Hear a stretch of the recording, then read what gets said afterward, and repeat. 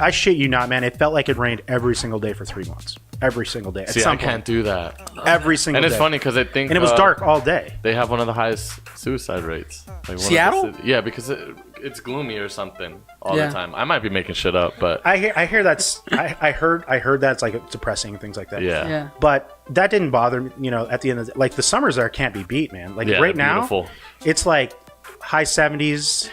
The sun doesn't set until like 10 p.m. It's ridiculous. That's beautiful. And it's great. And it doesn't rain for like 4 months. But then as soon as October hits, you're going to get rain for the next 8 months. See, I like that. I'm the kind of guy that loves being outdoors when it's like raining. Try to set up a shoot, though.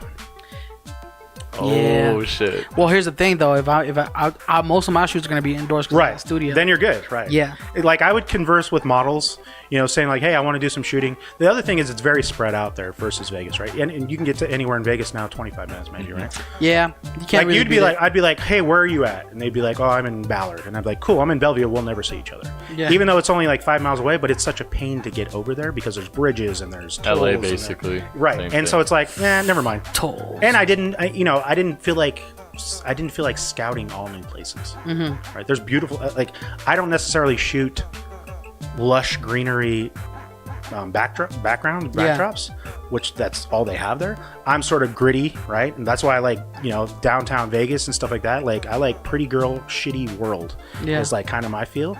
And I'm like pretty girl shitty world. And I'm like yeah, that brings me to why I ended up in jail. But whoa. Okay, yeah, let's go ahead. We got to bring that up now. Dive deep into this one. Okay, so here I'll give you a for the photographers out there, videographers out there. Here's a tip for you, if I can leave you with anything. Do not shoot photos anywhere near train tracks.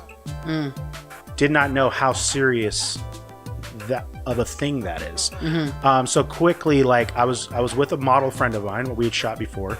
I was in, you know, whatever art district area, wherever the train tracks are over there, right? Commerce or whatever. In Seattle. Here. No, here. Oh, here in Vegas. Yeah, okay. here in Vegas. And I'm like, hey, why don't you stand by the truck? I'm gonna go scout out a little bit because, you know, there's some shady people, you know, homeless and stuff like that. Whatever, they're not shady, but they're, you know, whatever. Yeah. So I go scouting across the train tracks. I'm looking around. I'm like, yeah, you know what? Nothing's really piquing my interest here. So I was like, all right, let me turn around and I'll head back. Well, a train started to come, and I was like, listen, I've seen enough movies and Stand By Me to know that I'm not gonna run to beat this fucking train with my camera gear holding. So I'm like, all right, I'll just let the train pass and then I'll wait, you know, and I'll go back to the truck, talk to her, and we'll figure it out. Well, the train just stops, like halfway. I'm halfway in the train now, right? It's a half a mile to my left and a half a mile to my right, and I'm sitting there going like, motherfucker. Well, what am I going to do now? And I see people getting out of the train at the front. I don't know if they're sweeping stuff. What? They're flagging. I was like, well, they're probably going to be here a minute. You know what I mean? Like, so, all right, well, I'll just shimmy my way in between the train cars and climb over the little, whatever, you know, the little connector. Yeah. And I do that, right? And I'm not climbing on a car. I didn't go inside of a train car. I just crossed so I could get over the tracks, and I come back, and now we're just talking. I'm like, oh, we'll figure it out. Well, Metro showed up, cop car, no lights, no sirens. He just drives in, and I go, oh, he's probably going to tell us, hey, what are you guys doing? You got to leave. And he goes, hey, were you just over by those train tracks? And I was like, yeah. He's like, cool. You got to stand by. You got to come to me for a minute. He was just talking to me. He was getting my information, getting my license. Out of nowhere, lights, sirens, blazing around the corner like a Beastie Boys video. Damn. Comes another cop, didn't recognize this paint job on this car. He gets out, gun drawn, pointed at me, tells me to get on the ground, handcuffs me, handcuffs her. You know, the girl that you were shooting the with. Model. She's like, what's happening? Right. Damn. You thug. And basically, he was the railroad police. There's railroad police? Correct. Yeah, that's what I said to his face. Yeah. And I was like, huh? Like, even the Metro officer was like, ooh, this guy. And he was like, you just violated a federal offense. You made the train stop. And you basically, like, infringed on interstate commerce. Like, he was literally saying, like, the FBI can throw you in jail.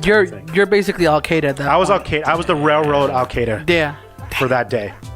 And so took us both to jail. right? I was like, oh, sorry, I didn't know. I was like, I didn't. The train just stopped. Whatever. Takes me to jail, like not county but city jail. Yeah. Right. I don't know the difference. Never been to jail. And I was like, this is a kind of a joke. And here's how stupid I am. I'm sitting there going like, man, I wish they'll let me keep my phone because this is gonna make an amazing Twitter stream or Instagram, right? Yeah.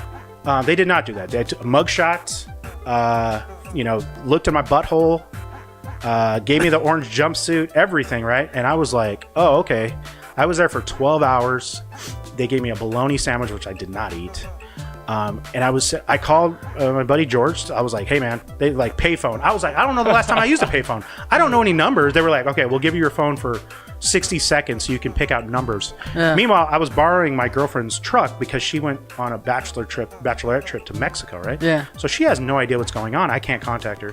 She's probably blowing up my phone going like, what are you doing? Where are you? Yeah, man, they transferred me from the pen where they just throw in like drunk people and stuff like that. They transferred me to an actual cell, made me strip, put on the jumpsuit, like I said.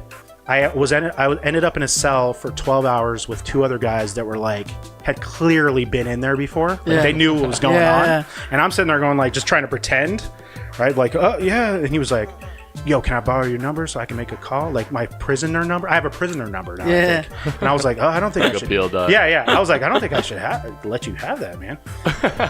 I finally got released when they knocked on the door. They said, you didn't need bail, basically. Like I was a first offender, so I didn't need to post bail. Yeah. But it was just a process. The process just takes forever.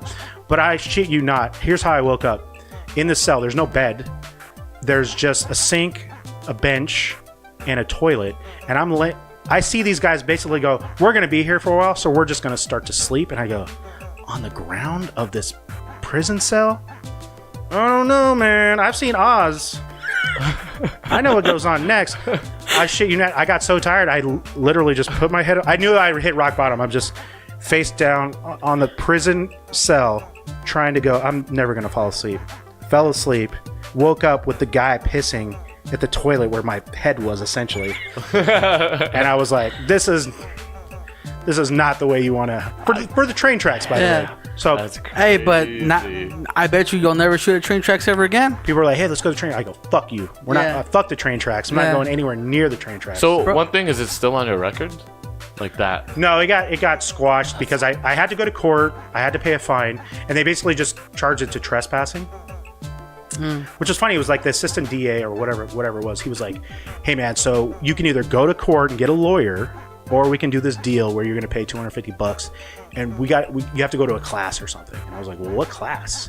And he was like, I don't know. Like he goes like, we'll tell you the scared straight or something. And I was like, what? I go, dude, I'm 35. Yeah. You're going to take me to scared straight? He goes, you are? And I go, yeah. He's like, oh, you can't do that. So they made me take a class for like people who had like DUIs. Yeah. And damn, so at the corner, so you had to see dead people. I had to go to the coroner's office. For jumping? Oh my God. I had to go to the coroner's office where they had to sit there for 5 hours watching these videos of people who got DUIs. Then I had to see dead bodies in the morgue. And I even told the lady, she was like, why are you here? I go, I had to write down while I was there. And I said, trespassing on the train tracks. She goes, are you supposed to be here? And I go, that's where they told me to be.